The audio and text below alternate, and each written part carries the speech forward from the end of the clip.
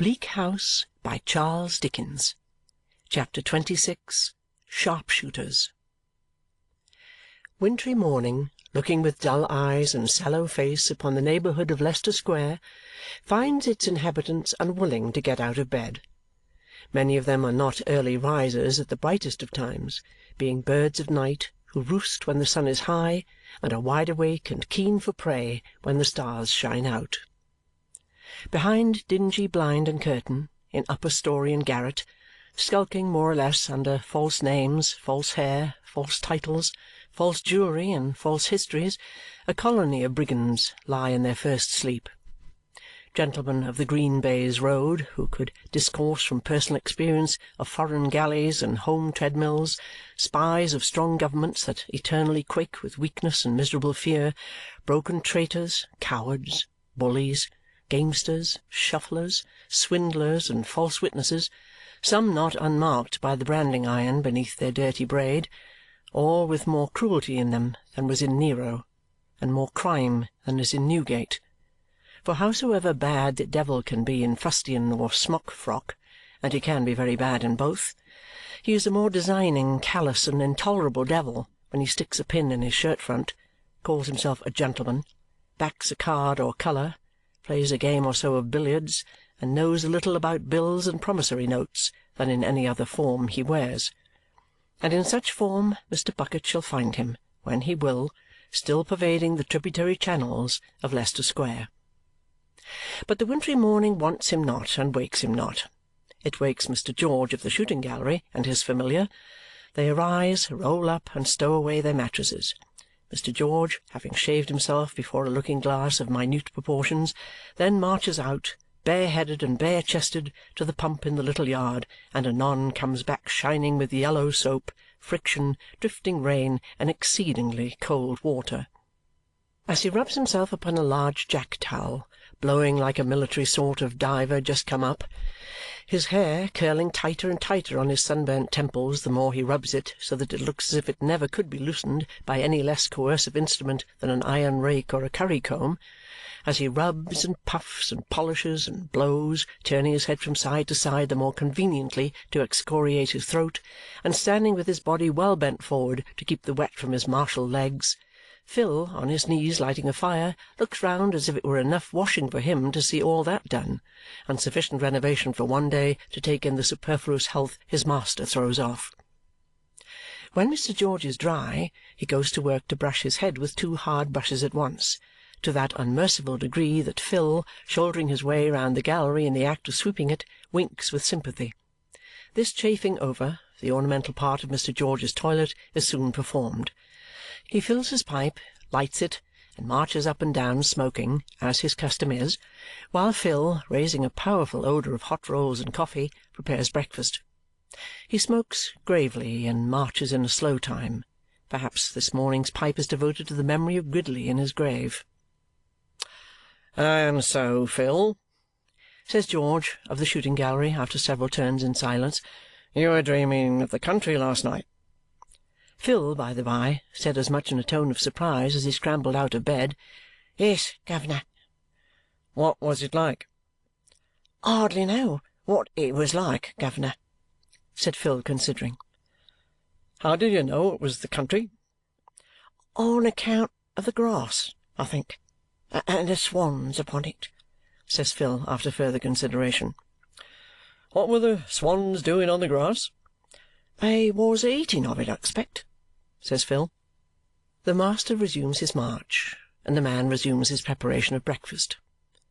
It is not necessarily a lengthened preparation, being limited to the setting forth of very simple breakfast requisites for 2 and the broiling of a rasher of bacon at the fire in the rusty grate. But as Phil has to sidle round a considerable part of the gallery for every object he wants, and never brings 2 objects at once, it takes time under the circumstances. At length the breakfast is ready. Phil announcing it, Mr. George knocks the ashes out of his pipe on the hob, stands his pipe itself in the chimney-corner, and sits down to the meal. When he has helped himself, Phil follows suit, sitting at the extreme end of the little oblong table and taking his plate on his knees, either in humility or to hide his blackened hands, or because it is his natural manner of eating. "The country," says Mr. George, plying his knife and fork. "Why, I suppose you never clapped your eyes on the country, Phil?" "I see the marshes once," says Phil, contentedly eating his breakfast. "What marshes?" "The marshes, Commander," returns Phil. "Where are they?" "I don't know where they are," says Phil, "but I see 'em, Governor. They was flat and misty." Governor and Commander are interchangeable terms with Phil, expressive of the same respect and deference, and applicable to nobody but Mr. George. "I was born in the country, Phil." "Was you indeed, Commander?" "Yes, and bred there."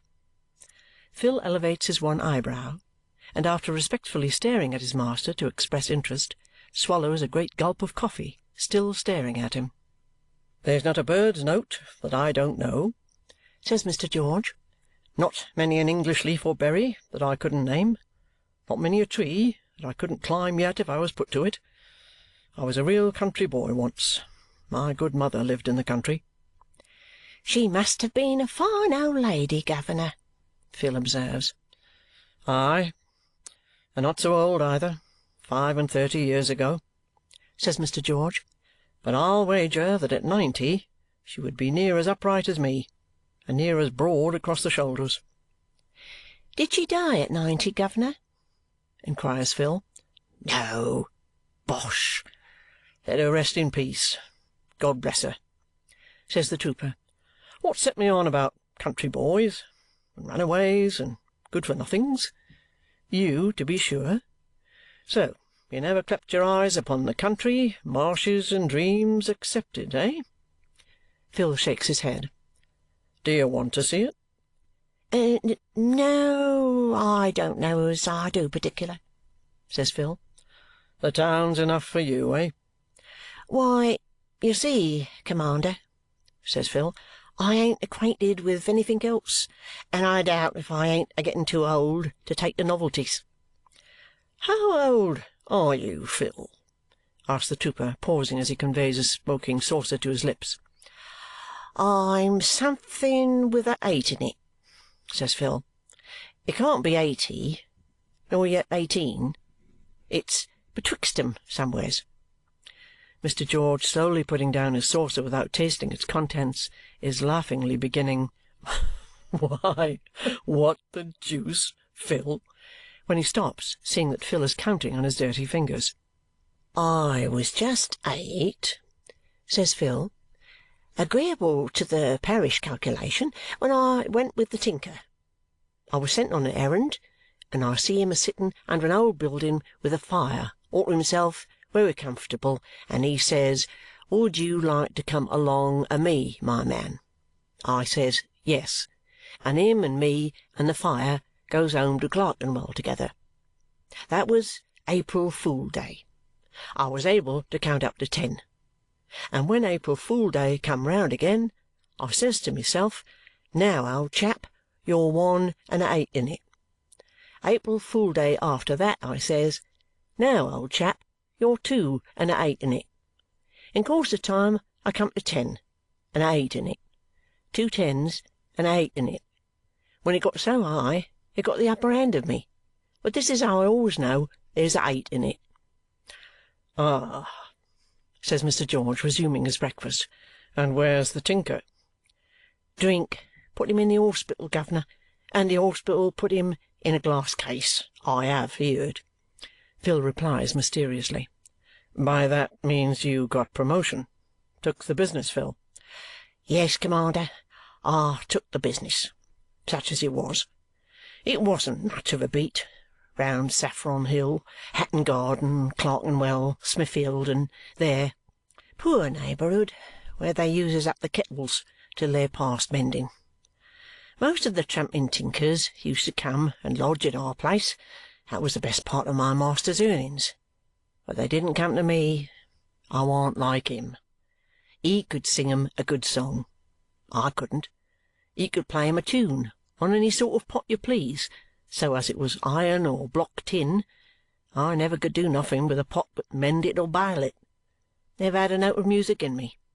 Besides, I was too ill-looking, and their wives complained of me." "They were mighty particular. You would pass muster in a crowd, Phil," says the trooper with a pleasant smile. "No, guv'ner," returns Phil, shaking his head. "No, I shouldn't. I was passable enough when I went with the tinker, though nothing to boast of then. But what with blowing the fire with my mouth when I was young, and spiling my complexion, and singeing my hair off, and swallowing the smoke, and what with being naturally unfortunate in the way of running against hot metal and marking myself by sich means, and what with having turn-ups with the tinker as I got older, almost whenever he was too far gone in drink, which was almost always, my beauty was queer, wery queer, even at that time.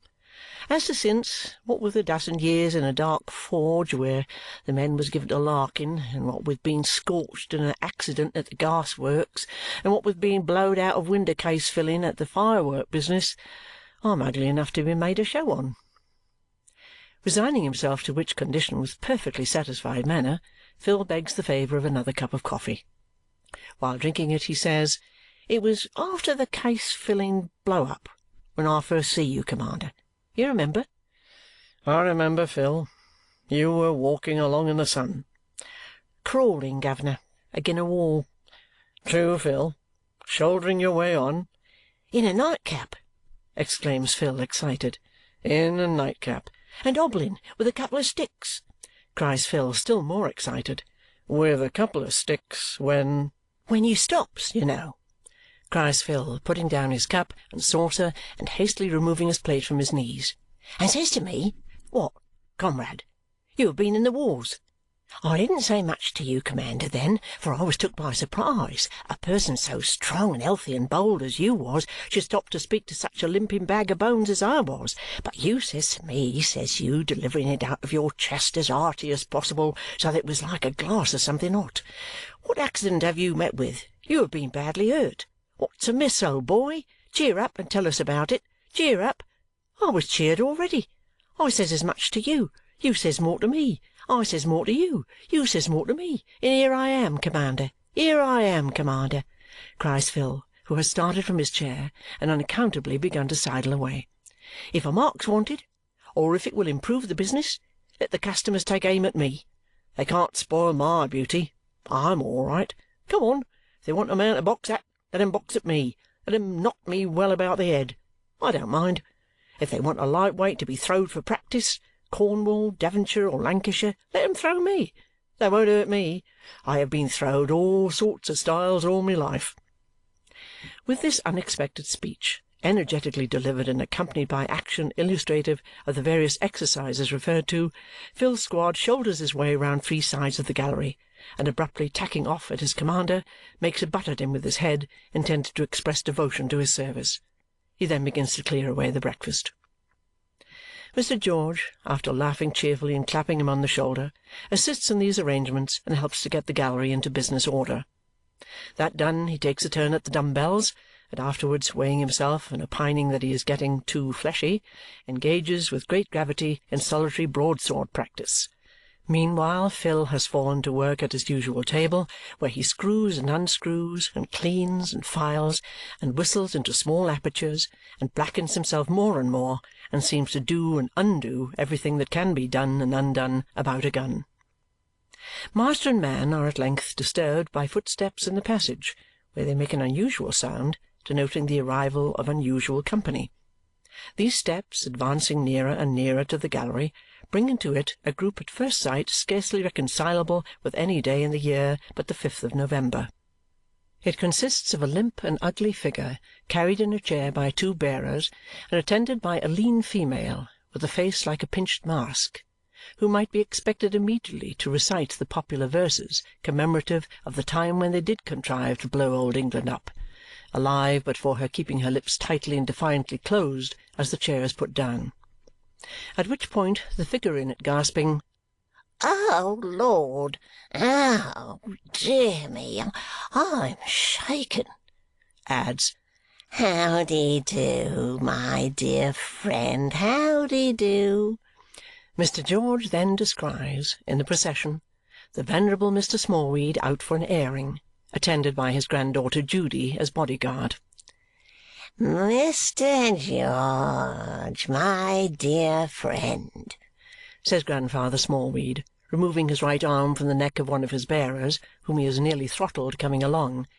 How-de-do? You're surprised to see me, my dear friend. I should hardly have been more surprised to have seen your friend in the city, returns Mr. George. I am very seldom out, pants Mr. Smallweed. I haven't been out for many months. It's inconvenient, and it comes expensive. But I longed so much to see you, my dear Mr. George. How-de-do, sir? I'm well enough, says Mr. George. I hope you're the same. You can't be too well, my dear friend. Mr. Smallweed takes him by both hands. I have brought my granddaughter Judy. I couldn't keep her away. She longed so much to see you. She bears it calmly, mutters Mr. George.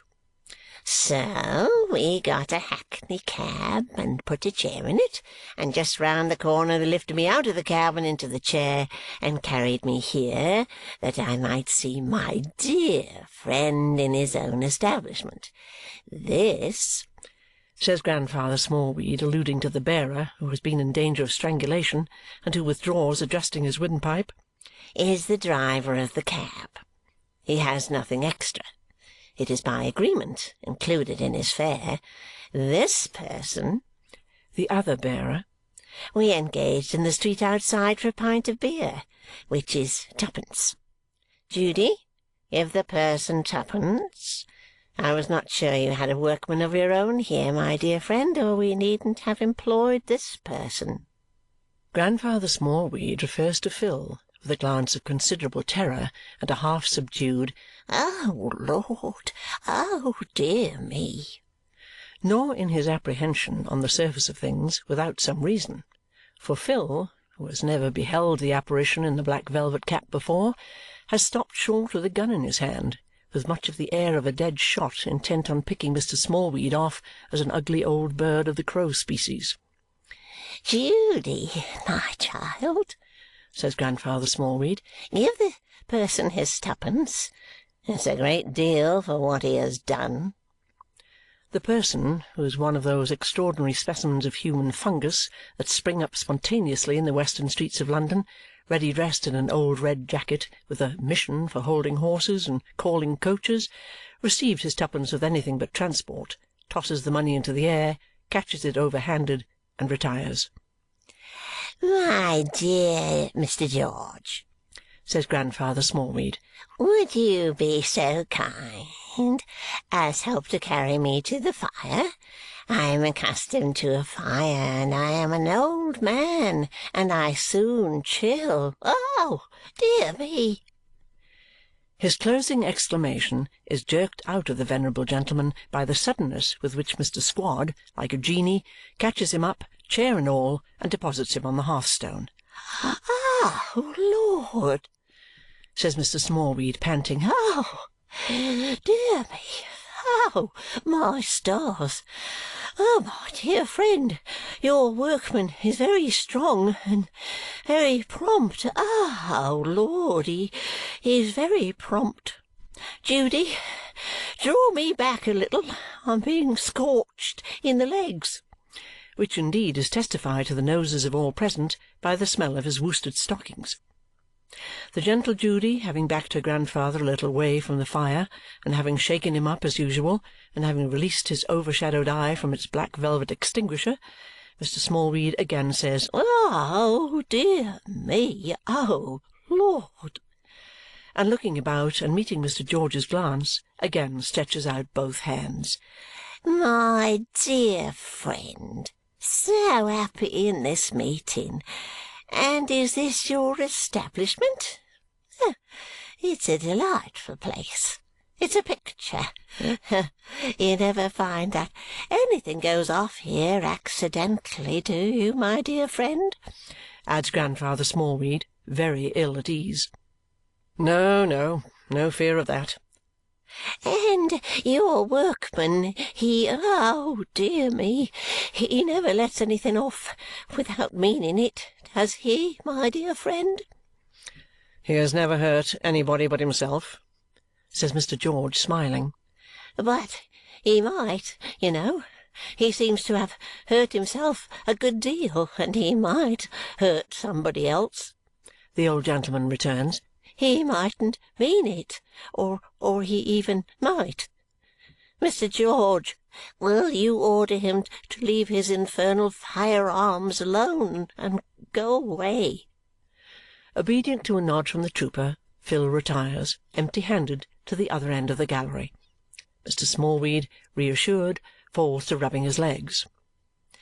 "And you're doing well, Mr. George," he says to the trooper, squarely standing, faced about towards him, with his broadsword in his hand.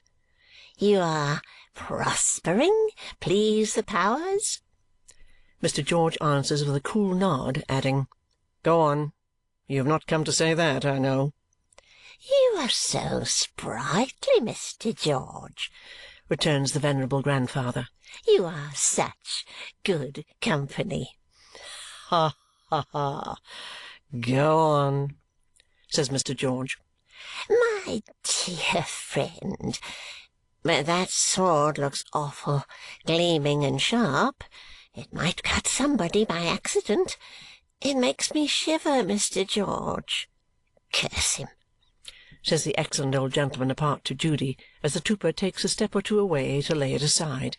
"He owes me money and might think of paying off old scores in this murdering place. I wish your brimstone grandmother was here, and he'd shave her head off." Mr. George, returning, folds his arms, and looking down at the old man, sliding every moment lower and lower in his chair, says quietly, "Now for it." "Ho!" cries Mr. Smallweed, rubbing his hands with an artful chuckle. "Yes, now for it. Now for what, my dear friend?" "For a pipe," says Mr. George, who with great composure sets his chair in the chimney-corner, takes his pipe from the grate, fills it and lights it, and falls to smoking peacefully. This tends to the discomfiture of Mr. Smallweed, who finds it so difficult to resume his object, whatever it may be, that he becomes exasperated and secretly claws the air with an impotent vindictiveness expressive of an intense desire to tear and rend the visage of Mr. George.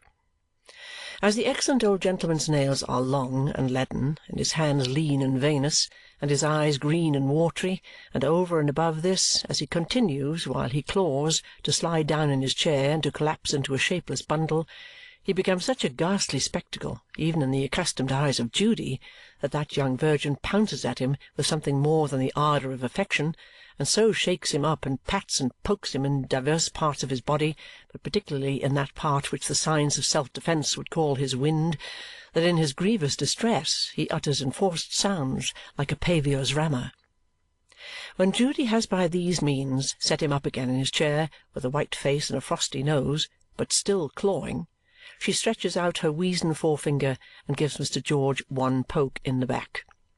The trooper raising his head, she makes another poke at her esteemed grandfather, and having thus brought them together, stares rigidly at the fire. "Aye, aye, ho, ho, chatters Grandfather Smallweed, swallowing his rage. "My dear friend," still clawing. "I tell you what," says Mr. George, "if you want to converse with me, you must speak out.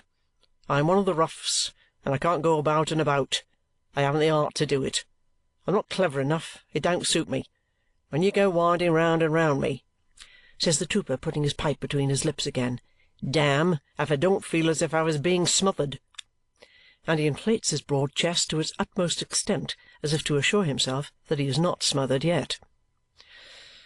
"If you come to give me a friendly call," continues Mr. George, "I am obliged to you. How are you? If you have come to see whether there's any property on the premises, look about you. You are welcome. If you want to out with something, out with it." The blooming Judy, without removing her gaze from the fire, gives her grandfather one ghostly poke. "You see, it's her opinion too." "And why the devil that young woman won't sit down like a Christian," says Mr. George with his eyes musingly fixed on Judy, "I can't comprehend." She keeps at my side to attend to me, sir, says Grandfather Smallweed. I am an old man, my dear Mr. George, and I need some attention. I can carry my years. I'm not a brimstone poll parrot, snarling and looking unconsciously for the cushion. But I need attention, my dear friend. Well, returns the trooper, wheeling his chair to face the old man. Now then. My friend in the city, Mr. George, has done a little business with a pupil of yours. Has he? Says Mr. George. I am sorry to hear it. Yes, sir. Grandfather Smallweed rubs his legs. He is a fine young soldier now, Mr. George, by the name of Carstone.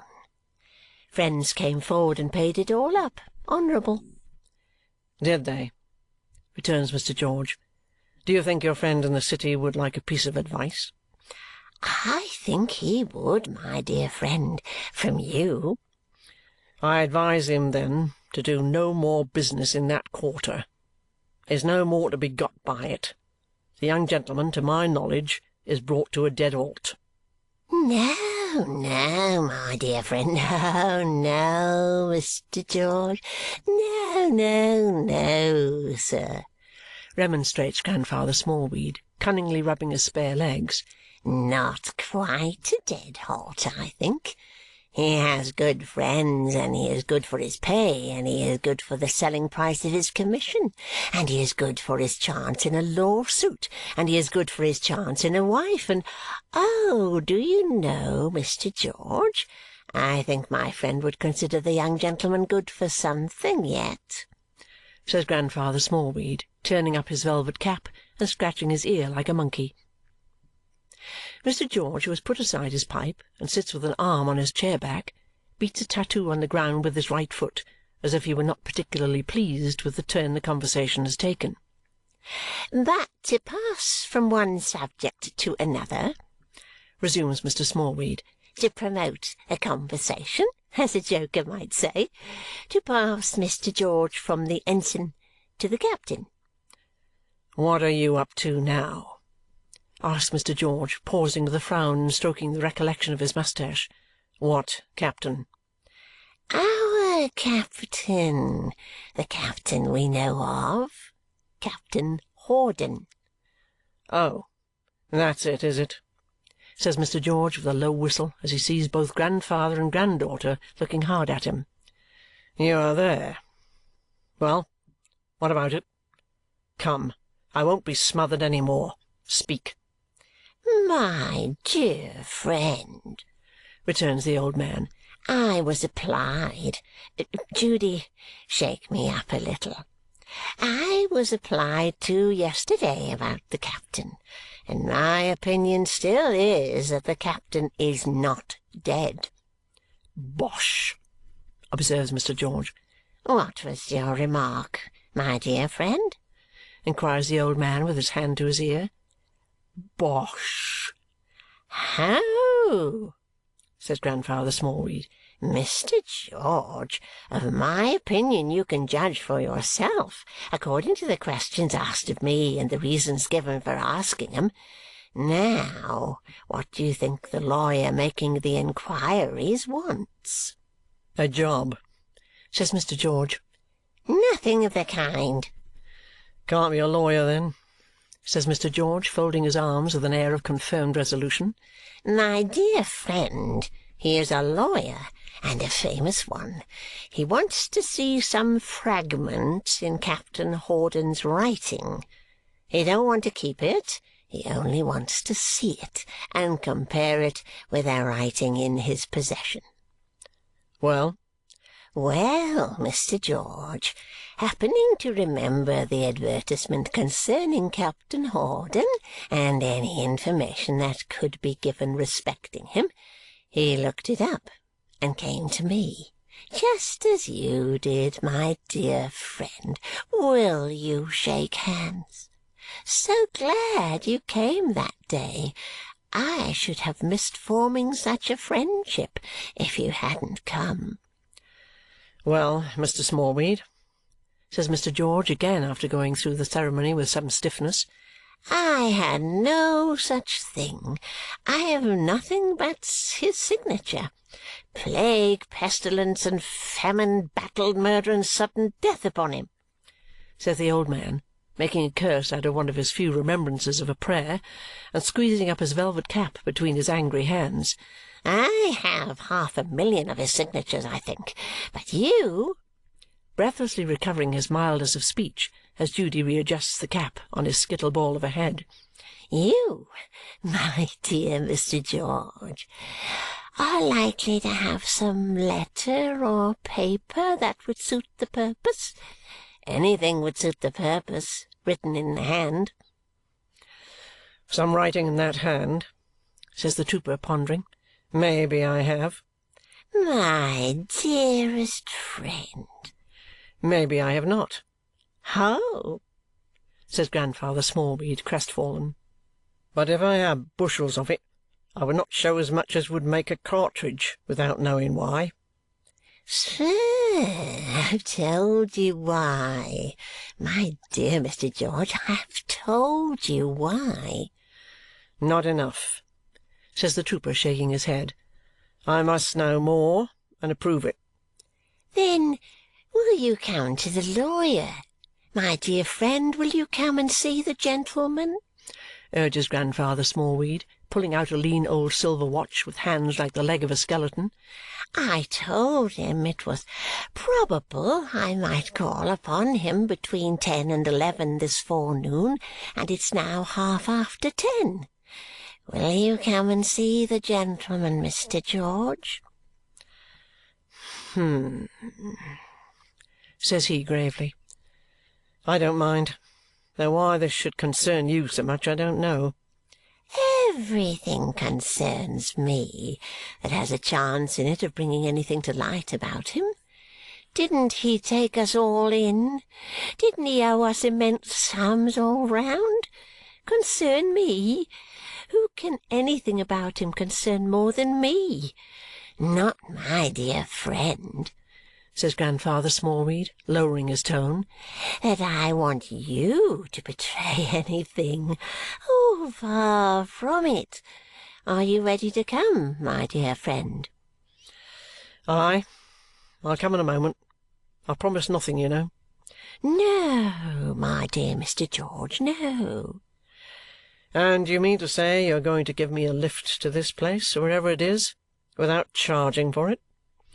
Mr. George inquires, getting his hat and thick wash-leather gloves. This pleasantry so tickles Mr. Smallweed that he laughs long and low before the fire.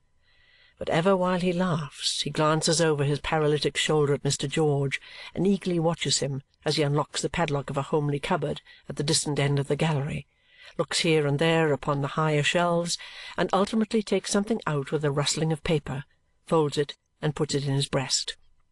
Then Judy pokes Mr. Smallweed once, and Mr. Smallweed pokes Judy once. I'm ready, says the trooper, coming back. Phil, you can carry this old gentleman to his coach and make nothing of him.